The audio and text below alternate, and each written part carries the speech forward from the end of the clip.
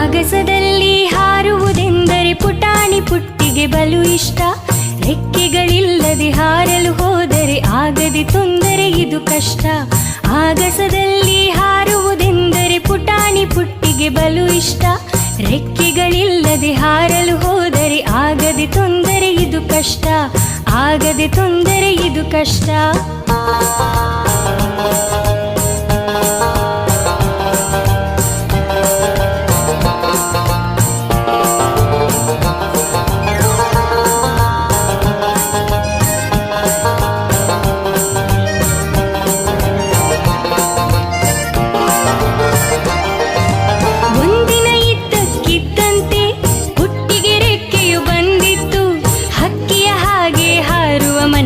ಹೆಚ್ಚಿನ ಹರುಷವ ತಂದಿತ್ತು.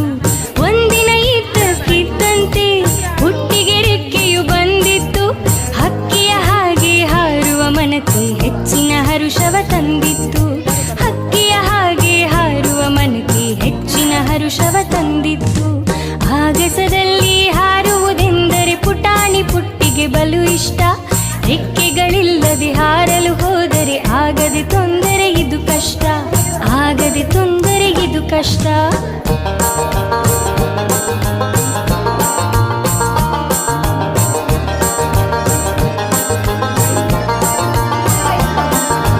ಕೂಡಲೇ ಪುಟ್ಟಿ ತಣ್ಣನೆ ಜಿಗಿದು ಆಗಸದೊಳಗೆ ಹಾರಿದಳು.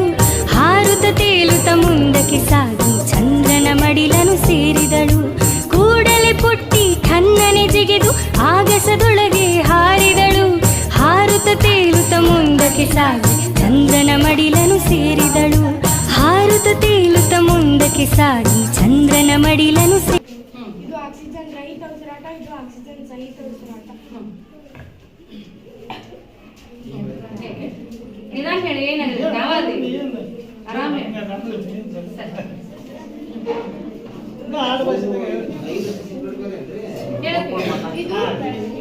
ಋತ್ವಾಭಿಧಮನಿ ಮತ್ತು ಇದು ಬಲರುತ್ಕರ್ಣ. ಇದು ಎರಡು ಅರ್ಧಗಳನ್ನು ಸಂಪೂರ್ಣವಾಗಿ ಬೇರೆ ಮಾಡುತ್ತಿರುವ ಅಡ್ಡಗೋಡೆ. ಇದು ಬಲಋತುಕ್ಷಿ, ಎಡಋತುಕ್ಷಿ, ಎಡಋತ್ಕರ್ಣ, ಪಲ್ಮನರಿ ಅಭಿಧಮನಿ. ಇದು ಪಲ್ಮನರಿ ಅಭಿಧಮನಿ.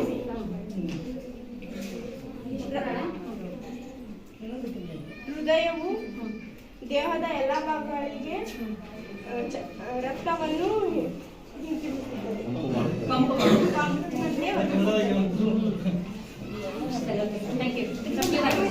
ಫಸ್ಟ್ ನಾವು ತಿಂದಂಥ ಆಹಾರವು ಫಸ್ಟ್ ಬಾಯಿಯ ಗೋಳಕ್ಕೆ ಹೋಗುತ್ತದೆ. ಹೋಗಿ ನಮ್ಮ ಬಾಯಲ್ಲಿರುವ ಆಹಾರವನ್ನು ಜೀರ್ಣ ಮಾಡುತ್ತದೆ. ಜೀರ್ಣ ಮಾಡಿ ಚಕ್ರಕ್ಕೆ ಹೋಗಿ ಹೋಗಿ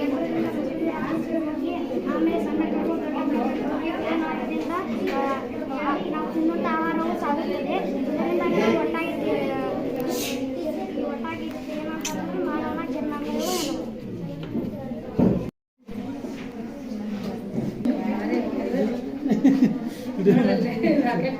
ಎಲ್ಲ ಆಕ್ಟಿವ್ ಅದಾವ. ವಿಡಿಯೋನ ಮಾಡ್ರಿ.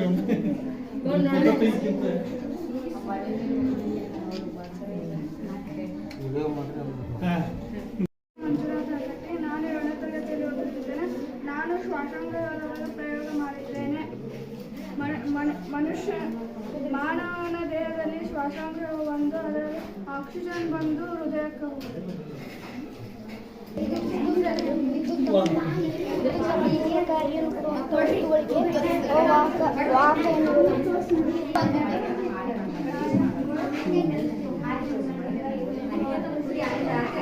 ವಾಹಕ ವಾಹಕ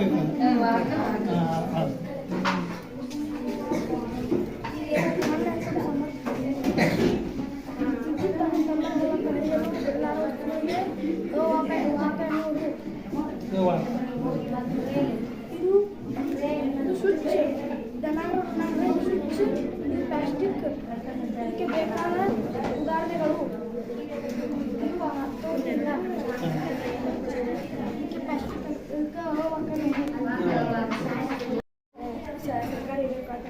ನಾನು ನನ್ನ ಹೆಸರು ಐಶ್ವರ್ಯ ದೀಕ್ಷಿತ್. ಹೀಗೆ ನಾವು ಸಹಪಾಠಿಗಳು ಸೇರಿ ಸೌರಮಂಡಲವನ್ನು ಮಾಡಿಕೊಂಡಿದ್ದೇವೆ.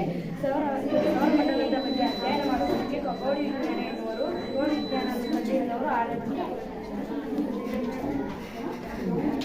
ಸೌರಮಂಡಲದಲ್ಲಿ ಸೂರ್ಯನಿಗೆ ಅತ್ಯಂತ ಹತ್ತಿರವಾಗಿದೆ ಬುಧ ಗ್ರಹ. ಬುಧ ಗ್ರಹವು ಸೌರಮಂಡಲದಲ್ಲಿ ಅತ್ಯಂತ ಚಿಕ್ಕ ಗ್ರಹವಾಗಿದೆ. ಇದು ಬುಧ ಗ್ರಹವು ಸೂರ್ಯನಿಗೆ ಹತ್ತಿರವಿರುವುದರಿಂದ ಇದರಲ್ಲಿ ಏನಿದೆ ಎಂದು ಗುರುತಿಸಲಿಕ್ಕೆ ಇದು ಸಾಧ್ಯವಿಲ್ಲ. ಇದು ಸೂರ್ಯೋದಯ ನಮಗೆ ಗೋಚರಿಸಿದೆ. ಇದನ್ನು ಕಾಣಬಹುದೆಂದರೆ ಗಿಡ ಮರಗಳು ಕಟ್ಟಡಗಳು ಇದ್ದಂಥ ಜಾಗದಲ್ಲಿ ಕಾಣಬಹುದು. ಇದು ಶುಕ್ರ ಗ್ರಹ. ಭೂಮಿಗೆ ಅತ್ಯಂತ ಹತ್ತಿರ ಗ್ರಹ ಅಂದರೆ ಶುಕ್ರ ಗ್ರಹ. ಶುಕ್ರ ಗ್ರಹವು ಒಂದು ಪ್ರಕಾಶಮಾನವಾದ ಒಂದು ಗ್ರಹ. ಶುಕ್ರ ಗ್ರಹವು ಪಶ್ಚಿಮ ದಿಕ್ಕಿನಲ್ಲಿ ಗೋಚರಿಸುತ್ತದೆ. ಇದು ಕೆಲವೊಮ್ಮೆ ಪೂರ್ವದಲ್ಲಿ ಕರೆಯುತ್ತಾರೆ. ಇದು ನಕ್ಷತ್ರವಲ್ಲದಿದ್ದರೂ ಮುಂಜಾನೆ ಅಥವಾ ಸಂಜೆ ನಕ್ಷತ್ರ ಎಂದು ಕರೆಯುತ್ತಾರೆ.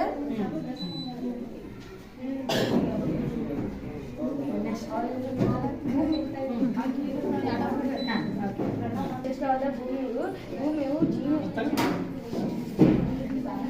ಜೀವವನ್ನು ರಾಶಿಗಳನ್ನು ಭೂಮಿಯು ಪಶ್ಚಿಮದಿಂದ ಪೂರ್ವದೆಡೆಗೆ ತಿರುಗುತ್ತದೆ. ಭೂಮಿಯು ತನ್ನೆಲ್ಲ ಸುತ್ತಲೂ 4 ಗಂಟೆಗಳನ್ನು ತೆಗೆದುಕೊಳ್ಳುತ್ತದೆ. ಭೂಮಿಯು 3ನೇ ಸೌರಮಂಡಲದಲ್ಲಿ 3ನೇ ಗ್ರಹವಾಗಿದೆ. ಭೂಮಿಗೆ ಮತ್ತು ಸೂರ್ಯನಿಗೆ ನಡುವಿನ ವ್ಯತ್ಯಾಸಗಳಾಗಿದೆ. ಹೀಗಾಗಿ ಕೆಂಪು ಆಗಿ ಗೋಚರಿಸುತ್ತದೆ. ಇದು ಪೂರ್ವದಿಂದ ಪಶ್ಚಿಮದೆಡೆಗೆ ತಿರುಗುತ್ತದೆ. ಗುರುಗ್ರಹವು ಅತ್ಯಂತ ದೊಡ್ಡ ಗ್ರಹವಾಗಿದೆ ಸೌರಮಂಡಲದಲ್ಲಿ. ಗುರುಗ್ರಹವು ಭೂಮಿಯು 1300 ಪಟ್ಟಿಗಿಂತ ದೊಡ್ಡ ಗ್ರಹ ಗುರುಗ್ರಹವಾಗಿದೆ. ಗುರುಗ್ರಹದ ನಂತರ ಶನಿ ಗ್ರಹ ಬರುತ್ತದೆ. ಇದು ಹಳದಿ ಮತ್ತು ಮಿಶ್ರಿತ ಬಣ್ಣದಿಂದ ಕೂಡಿದೆ. ಇದಕ್ಕೆ ಮುಸುಕಾದ ಉಂಗುರದಿಂದ ಕೂಡಿದೆ. ಈ ಬೆಳೆಯನ್ನು ನಾವು ಕಣ್ಣಿನಿಂದ ಕಾಣುವುದಿಲ್ಲ. ಇದನ್ನು ಚಿಕ್ಕ ದರ್ಶಕ ಯಂತ್ರದಿಂದ ನಾವು ಕಾಣಬಹುದು. ಇದಾದ ನಂತರ ಯುರೇನಸ್ ಮತ್ತು ನೆಪ್ಚೂನ್. ಈ ಗ್ರಹವು ಸೌರಮಂಡಲದಲ್ಲಿ ಅತ್ಯಂತ ದೂರವಿರುವ ಗ್ರಹವಾಗಿದೆ. ಇದರಲ್ಲಿ ಸೌರಮಂಡಲದಲ್ಲಿ ಇವು ಬಹಳ ಒಳಗ್ರಹ. ಭೂಮಿ, ಬುಧ ಮತ್ತು ಶುಕ್ರ ಮತ್ತು ಭೂಮಿ ಮತ್ತು ಮಂಗಳ ಇವು ಒಳಗ್ರಹವಾಗಿದೆ. ಇನ್ನು ಹೊರಗ್ರಹ ಅಂದ್ರೆ ಗುರು, ಶನಿ, ಯುರೇನಸ್ ಮತ್ತು ನೆಪ್ಚೂನ್ ಇವು ಹೊರಗ್ರಹವಾಗಿದೆ.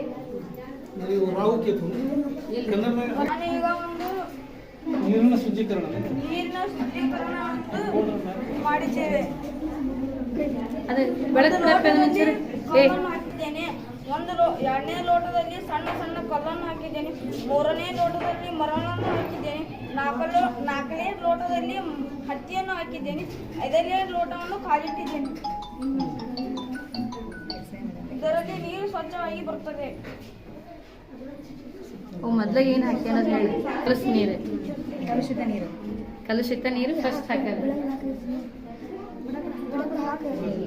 ನೀರಿನಲ್ಲಿರುವಂತಹ ದೊಡ್ಡ ದೊಡ್ಡ ಕಲ್ಮಶಗಳೆಲ್ಲ ಮೊದಲನೇದೊಳಗೆ ಹೋಗ್ತಾವೆ. ಅದಕ್ಕಿಂತ ಚಿಕ್ಕದಾಗಿರುವಂತಹ ಸಣ್ಣ ಸಣ್ಣ ಕಲ್ಲುಗಳು ಉಳಿತಾವೆ. ಅದರ ನಂತರ ಬರೋದು ಸ್ಯಾಂಡ್ ಫಿಲ್ಟರ್. ಸ್ಯಾಂಡ್ ಫಿಲ್ಟರ್ ಒಳಗೆ ಏನಾಗ್ತೈತಿ, ಕಾಟನ್ ಅಲ್ಲಿ ಇರುತ್ತೆ.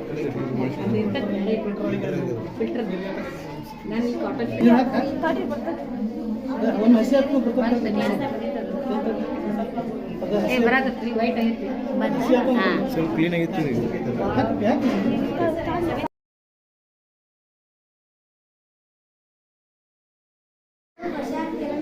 ನಾನು 6ನೇ ತರಗತಿಯಲ್ಲಿ ಓದುತ್ತಿದ್ದೇನೆ. ನಾನು ಮಳೆ ನೀರು ಕೊಯ್ಲು ಮಾಡುತ್ತಿದ್ದೇನೆ. ಮಳೆ ನೀರು ಹಾಳಾಗಬಾರದೆಂದು ಒಂದು ಉದಾಹರಣೆ ಮಾಡಿದ್ದೇವೆ.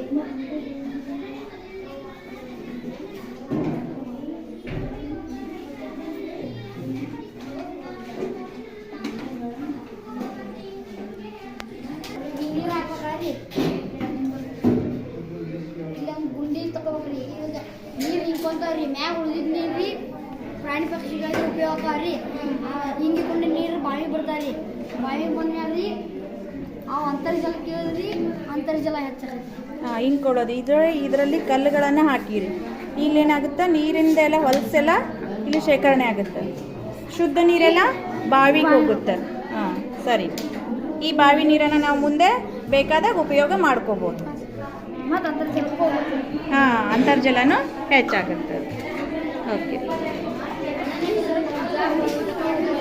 ನನ್ನ ಹೆಸರು ಆರ್ತಿ ಬಸವರಾಜ್ ಧಾರವಾಡ. ನಾನು 6ನೇ ತರಗತಿಯಲ್ಲಿ ಓದುತ್ತಿದ್ದೇನೆ. ನಾನು ಇವತ್ತು ಚಕ್ರದ ಬಗ್ಗೆ ಹೇಳುತ್ತಿದ್ದೇನೆ. ಭೂಮಿ ಮೇಲಿನ ನೀರು ಆವಿಯಾಗಿ ಮೇಲೆ ಹೋಗಿ ಮೋಡವಾಗಿ ಮೋಡ ಕರಗಿ ಮಳೆಯಾಗುತ್ತದೆ. ಈ ಪ್ರಕ್ರಿಯೆಯು ಭೂಮಿ ಮೇಲೆ ನಡೀತಾನೆ ಇರಬೇಕು. ಈ ಪ್ರಕ್ರಿಯೆಗೆ ಜಲಚಕ್ರ ಎನ್ನುವುದು. ನನ್ನ ಹೆಸರು ಮಲ್ಲಿಕಾರ್ಜುನ್ ಖಾರ್ಗೆ. ನಾನು 5ನೇ ತರಗತಿಯಲ್ಲಿ ಓದುತ್ತಿದ್ದೇನೆ. ನನ್ನ ಶಾಲೆಯ ಹೆಸರು ಸರ್ಕಾರಿ ಹಿರಿಯ ಪ್ರಾಥಮಿಕ ಶಾಲೆ ಗಂಜಿಗಟ್ಟಿ. ನಾನು ದ್ಯುತಿ ಸಂಶ್ಲೇಷಣೆ ಕ್ರಿಯೆಯನ್ನು ನನ್ನ ಸ್ನೇಹಿತರ ಜೊತೆ ಸೇರಿ ಮಾಡಿದ್ದೇನೆ.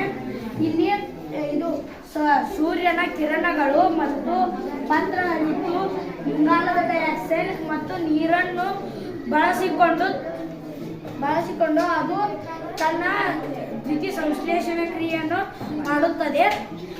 ಅದರ ದ್ಯುತಿ ಸಂಶ್ಲೇಷಣೆ ಕ್ರಿಯೆ ನಡೆದ ನಂತರ ಗ್ಲೂಕೋಸ್ ಮತ್ತು ಆಕ್ಸಿಜನ್ ಹೊರಹಾಕುತ್ತದೆ. ಇಷ್ಟು ಹೇಳುತ್ತದೆ. ನಾನು 5ನೇ ತರಗತಿಯಲ್ಲಿ ಓದುತ್ತಿದ್ದೇನೆ. ನಾವು ಮಾಡಿದ ವಿಸರ್ಜನಾಂಗ ಯುಗವನ್ನು ಇಲ್ಲಿ ತೋರಿಸುತ್ತಿದ್ದೇವೆ. ನಾವು 5ನೇ ತರಗತಿಯಲ್ಲಿ ಓದುತ್ತೇವೆ. ನಾವು ಒಂದು ಹನಿ ನೀರಾವರಿ ಮಾಡಿದ್ದೇವೆ. ಹನಿ ನೀರಾವರಿ ಬೇರುಗಳಿಗೆ ನೀರು ಹನಿಯಾಗಿ ದೊರೆಯುವಂತೆ ವ್ಯವಸ್ಥೆ ಮಾಡಲಾಗುತ್ತದೆ. ಹನಿ ನೀರಾವರಿಯಿಂದ ನೀರು ಉಳಿತಾಯವಾಗುತ್ತದೆ. ಹನಿ ನೀರಾವರಿಯ ಬೆಳೆಗಳು ಸಮೃದ್ಧವಾಗಿ ಬೆಳೆಯುತ್ತವೆ. ನನ್ನ ಹೆಸರು ಸೃಷ್ಟಿ ಶಂಕರಯ್ಯ ಕುರುಡಿಗೇರಿ. ಇವತ್ತು ನಾವು ಸರ್ ಸಿ ವಿ ರಾಮಣ್ಣ ದಿನಾಚರಣೆ ಆಚರಿಸುತ್ತಿದ್ದೇವೆ. ರಾಷ್ಟ್ರೀಯ ವಿಜ್ಞಾನ ದಿನವಾಗಿ ಆಚರಿಸುತ್ತಿದ್ದೇವೆ. ನಾನು ಮಾಡುತ್ತಿರೋ ಟಾಪಿಕ್ ಮಾನವನ ಹೃದಯ. ಈ ಮಾನವನ ಹೃದಯ ಹೇಗೆ ದಿನನಿತ್ಯ ನಾವು ಉಂಡಿರೋ ಆಹಾರವನ್ನು ಹೇಗೆ ಇದನ್ನು ಮಾಡ್ತಿರ್ತದೆ ಅಂದ್ರೆ ಕೆಂಪು ರಕ್ತ ಕಣ ಆಗಕ್ಕ ಅದು ಹಿಮೋಗ್ಲೋಬಿನ್ ಬೇಕು. ಇದು ಅಶುದ್ಧವಾದ ರಕ್ತ, ಇದು ಕೆಂಪು ರಕ್ತ. ಈ ಬ್ಲೂ ಕಲರ್ ಐತಲ್ಲ ಇದು ಅಡ್ಡಿದ ಮಣಿ, ರೆಡ್ ಕಲರ್ ಹಬ್ಬದ ಮಣಿ. ವೈಟ್ ಬ್ಲಡ್ ಸೆಲ್ ಅಂದ್ರೆ ಬಿಳಿ ರಕ್ತ ಕಣಗಳು. ನಾವು ಬಿಳಿ ರಕ್ತ ಕಣ ಹೆಚ್ಚಾಗಕ್ಕ ಪಪ್ಪಾಯ ಹಣ್ಣನ್ನ ಸೇರಿಸ್ಬೇಕು. ಇದನ್ನ ಮಾಡ್ತಿತ್ತಂದ್ರ ಈ ರೀತಿ ಕ್ರಿಯೆ ಮಾಡ್ತಿತ್ತು. ರಕ್ತ ಯಾವಾಗ್ಲೂ 24 ಗಂಟೆ ನಾವು ಪ್ರತಿದಿನ ನಾವು ರಾತ್ರಿ ಏನೋ ನೀವು ಅನ್ಕೊಂಡಿರ್ಬೋದು, ರಾತ್ರಿ ನಾವು ಮಕ್ಕೊಂಡಿರ್ತೀವಿ ಅಥವಾ ಹೃದಯನೂ ಸುಮ್ಮನೆ ಇರ್ತೈತೆ ಅನ್ಕೊಂಡಿರ್ಬೋದು. ಆದ್ರೆ ಹಂಗಲ್ಲ, ಅದು ಯಾವಾಗ ಹಾರ್ಟ್ ಬೀಟ್ ಅಂದ್ರೆ ಸಂಕುಚಿತ ವಿಕಸನ ಆಗೋದು ಯಾವಾಗ ಸುಮ್ಮನಾಗತ್ತಲ್ಲ ಅವಾಗ ನಾವು ನಿಧನರಾಗ್ತೇವೆ. ಈಗ ನಮ್ಗ ಬಿಸಿಲು ಜಾಸ್ತಿ ಆಗ್ತತೆ. ಬಿಸಿಲು ಜಾಸ್ತಿ ಆಗಿ ಅದು ಇದ್ರ ಮೇಲೆ ಬಿತ್ತ ಅಂತಂದ್ರ ನೋಡ್ರಿ ನಮಗ್ ಹೆಂಗ್ ಬಿಸಿಲಿನ ತಾಪ ನೆಲಕ್ ಬಿದ್ದಾಗ ಹಿಂಗ ತಿರುಗ್ತತಿಲ್ ಗಾಳಿ. ಸಾಕ್ತವ್ರೆ ನಿಂದ್ರವಲ್ದು. ನಾ ಜಲ್ದಿ ಮುಗಿಸ್ ಹೇಳ್ಬೋದು. ನನ್ನ ಹೆಸರು ಚೇತನ್ ಕುಸೋ. ನಾನು 7ನೇ ತರಗತಿಯಲ್ಲಿ ಓದುತ್ತಿದ್ದೇನೆ. ನಾವು ನೀರಿನ ಪ್ರಯೋಗವನ್ನು ಮಾಡಿದ್ದೇವೆ, ಮಾಡಲ್ಸ್ ಮಾಡಿದ್ದೇವೆ. ನೀರಿನ ಆಕಾರಗಳು ಹಳ್ಳ, ಕೆರೆ, ಸಮುದ್ರ, ನದಿ, ಕೈಗೊಂಬು, ಬಾವಿ ಇವೆಲ್ಲವೂ ನೀರಿನ ಆಕಾರಗಳು.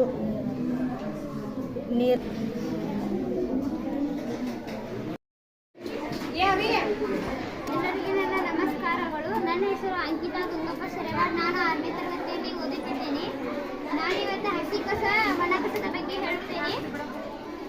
ನಾವು ಸ್ವಚ್ಛತೆ ಕಾಪಾಡ್ಕೋಬೇಕಂದ್ರೆ ಇವನ ಕಸನ ಒಣ ಕಸ, ಹಸಿ ಕಸ, ಮಿಶ್ರ ಕಸ ಇದು ನಮ್ಗೆ ಎದಕ್ಕೆ ಯೂಸ್ ಆಗೋದಿಲ್ಲ. ಇನ್ನೊಂದು ಹೆಸರು ಶತ್ರು ಕಸನ ಅಂತ ಕರೀತಾರೆ. ಇದು ನಮ್ಗೆ ಎದಕ್ಕೆ ಯೂಸ್ ಆಗೋಲ್ಲ. ಇದು ಕೊಳಿತಂದ್ರೆ ನಮ್ಗೆ ಇದು ಕೊಳಿತಂದ್ರೆ ನಮ್ಗೆ ಹೊಲಕ್ಕೆ ಗೊಬ್ಬರ ಹಾಕಕ್ಕೆ ಯೂಸ್ ಆಕತಿ. ಇದು ಒಣ ಕಸ, ಇದು ನಮ್ಗೆ ಹೊಳ್ಳಿ ಮರು ಬಳಕೆ ಮಾಡಕ್ ಬರ್ತೈತಿ. ಇದು ಒಣ ಕಸ ನಮ್ಗೆ ಹೊಳ್ಳಿ ಮರು ಬಳಕೆ ಮಾಡಕ್ ಇದು ನಮ್ಗೆ ಯೂಸ್ ಆಕತಿ. ಆದ್ರೆ ಇದು ಕೊಳ್ಯಾಕ ಭಾಳ ಲೇಟ್ ಆಕತಿ. ಇದು 300 ದಿನ ಆದ್ರೂ ತೋದೈತೆ ಅಷ್ಟೇ. ಆಮೇಲೆ ಪರಿಸರ. ಇಲ್ಲಿ ನಾವು ಪರಿಸರಕ್ಕೆ ಬಂದಾಗ ಇಲ್ಲೇ ಹಸು ಐತಿ. ಇದು ಹಸು ಇಲ್ಲೇ ಬರ್ತದೆ. ಇಲ್ಲಿಂದ ಹುಲ್ಲು ಹುಲ್ ತಿಂದು ಇಲ್ಲಿ ಬಂದು ಇಲ್ಲಿ ನಿಂದಿರತೈತಿ. ನಾವು ಚಾಕ್ಲೇಟ್ ಅದು ತಿಂದಿದ್ದನ್ನ ಎಚ್ಚರಿಕೆಯಿಂದ ವಹಿಸಿ ನಾವು ಇಲ್ಲಿ ಚಾಕ್ಲೇಟ್ ಅದು ತಿಂದು ಹಸು ಮುಂದದು ಹೋಗಿಬಾರ್ದ. ಅದು ಹುಲ್ ಮಾಡಿ ಅದನ್ನ ತಿಂತತಿ. ಆದ್ರೆ ಅದು ಮೂಕ ಪ್ರಾಣಿ ಆಗಿರ್ತದ, ಅದಕ್ಕೆ ಏನು ಗುರ್ತಾಗೋದಿಲ್ಲ. ಅದಕ್ಕೆ ನಾವು ಮೂಕ ಪ್ರಾಣಿ ಆಗಿದ್ದಕ್ಕೆ ಅದು ಇದನ್ನ ತಿಂತಂದ್ರ ಅದಕ್ಕೆ ಹೊಟ್ಟೆ ಆಗೋದು ಜಂತ ಆಗೋದು ಅದು ಇದು ಆಕತಿ. ಹೊಳ್ಳಿ ಪರಿಸರ, ನಾವು ಪರಿಸರನ ನಾಶ ಮಾಡೋದು ಯಾರು ದೊಡ್ಡವರಾದ ಇವ್ರು ರೈತ. ಒಬ್ಬ ರೈತ ಈ ಗಿಡನ ಕಡ್ಯಾಕ್ ಹೊಂದಿದ್ದನ್ನ ನಾವು ನೋಡಿ ಹಂಗ ಸುಮ್ಮನೆ ಹೋಗಬಾರ್ದು. ನಾವು 1ನೇ ಸಲ ಹೇಳಿದ್ರೆ ಅವ್ರು ಕೇಳಂಗಿಲ್ಲ, 2ನೇ ಸಲ ಹೇಳಿದ್ರೆ ಕೇಳಂಗಿಲ್ಲ, 3ನೇ ಸಲಕ್ಕೆ ಅವ್ರು ನಿಮ್ ಕಿರಿಕಿರಿ ಬ್ಯಾಡ್ ತಡಿ ಅಂತಂದು ಹೇಳಿ ಕೇಳ್ತಾರ್ರಿ. ನಾವು ನಮ್ಮ ಸುತ್ತಮುತ್ತಲು ಪರಿಸರದ ಎಚ್ಚರಿಕೆ ವಹಿಸ್ಬೇಕು. ಏನ್ರ ಮರ ಕಡಿದ್ರೆ ನಮಗೆ ಮಳೆ ಆಗೋದಿಲ್ಲ. ಮಳೆ ಆಗ್ಲಿಕ್ಕಂದ್ರೆ ಈ ಥರದ ಬೆಳೆನ ಹುಟ್ಟುದಿಲ್ಲ ನಮಗೆ. ಎಲ್ಲರಿಗೂ ಧನ್ಯವಾದಗಳು. ಆಹಾರ ಇಲ್ಲದೆ ನಾವು ಸ್ವಲ್ಪ ಸಮಯದಲ್ಲಿ ಬದುಕಬಹುದು, ಆದರೆ ಗಾಳಿ ಇಲ್ಲದೆ 1 ನಿಮಿಷ ಬದುಕಲಾರದು. ವಾಯುಮಾಲಿನ್ಯವನ್ನು ಪೆಟ್ರೋಲ್ ಮತ್ತು ಡೀಸೆಲ್ಗಳನ್ನು ವಾಹನಗಳಿಗೆ ಬಳಸಿದರೆ ಉಸಿರುಗಟ್ಟುವ ಸ್ಥಿತಿಯಲ್ಲಿ ಇರುತ್ತದೆ. ಅಂತಹ ಸಮಯದಲ್ಲಿ ವಾಹನಗಳಿಗೆ CNG ಅನ್ನು ಬಳಸಬೇಕು. ಮತ್ತು ವಾಯುಮಾಲಿನ್ಯದಿಂದ ಭಾರತದ ಓಝೋನ್ ಪದರಿಗೆ ಹಾನಿಯಾಗುತ್ತದೆ. ಮನುಷ್ಯರು ಮತ್ತು ಪ್ರಾಣಿಗಳು ಮಾಡಂತದ್ದು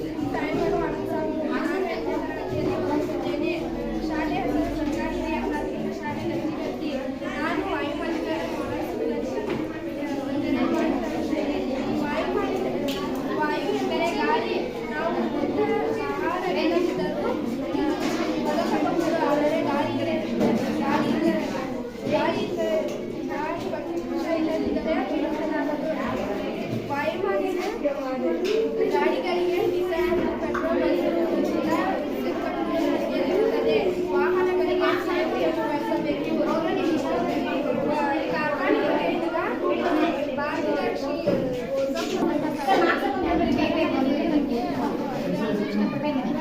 ಭಾರತದ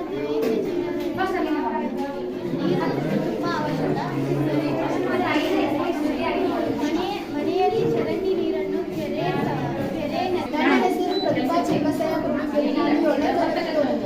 ನಾವು ಆಹಾರವನ್ನು ಸೇವಿಸಿದಾಗ ಅದು ಹೇಗೆ ರಕ್ತ ಮತ್ತು ಶ್ವಾಸಕೋಶಕ್ಕಾಗಿ ಪಲ್ಮರಿ ಅಭಿಧಮನಿ ಅಂದರೆ ಕಾರ್ಬನ್ ಡೈಆಕ್ಸೈಡ್ ಯುಕ್ತ ರಕ್ತವನ್ನು ದೇಹದ ಕಾರ್ಬನ್ ಡೈಆಕ್ಸೈಡ್ಗೆ ಹೃದಯಕ್ಕೆ ಹಿಂದಿರುಗಿಸ್ತತಿ. ಮತ್ತು ಪಲ್ಮರಿ ಅಪಧಮನಿ ಅಂದರೆ ಆಕ್ಸಿಜನ್ ಯುಕ್ತ ರಕ್ತವನ್ನು ದೇಹದ ಎಲ್ಲ ಭಾಗಗಳಿಗೆ ಸಾಗಾಣಿಕೆ ಮಾಡಿ ಆ ಬಳಿಕ ಲೋಮನಾಳಕ್ಕೆ ಹೋಗಿ ಲೋಮನಾಳ ತನಗೆ ಎಷ್ಟು ಬೇಕೋ ಅಷ್ಟೇ ಇದು ಮಾಡ್ತಾ ಹಿಡ್ಕೊಂಡು ಬೇಡಾಕಿದ್ದನ್ನ ಮತ್ತು ಕಾರ್ಬನ್ ಡೈಆಕ್ಸೈಡ್ ಮೂಲಕ ಹೊರಸ್ತೈತಿ. ಮತ್ತು ಇದು ಹೂವಿನೊಳಗೂ 2 ವಿಧ ಬರ್ತಾವ. ಇದು ಪರಾಗಸ್ಪರ್ಶ ಅಂದ್ರೆ ಲಿಂಗಾಣುಗಳು ಸಂಯೋಗಗೊಳ್ಳುತ್ತೆ, ಪರಾಗಸ್ಪರ್ಶ ಅಂತ ಕರೀತಾರ. ಅದ್ರೊಳಗೆ 2 ವಿಧ ಬರ್ತಾವೆ. ಸ್ವಕೀಯ ಪರಾಗಸ್ಪರ್ಶ, ಪರಕೀಯ ಪರಾಗಸ್ಪರ್ಶ.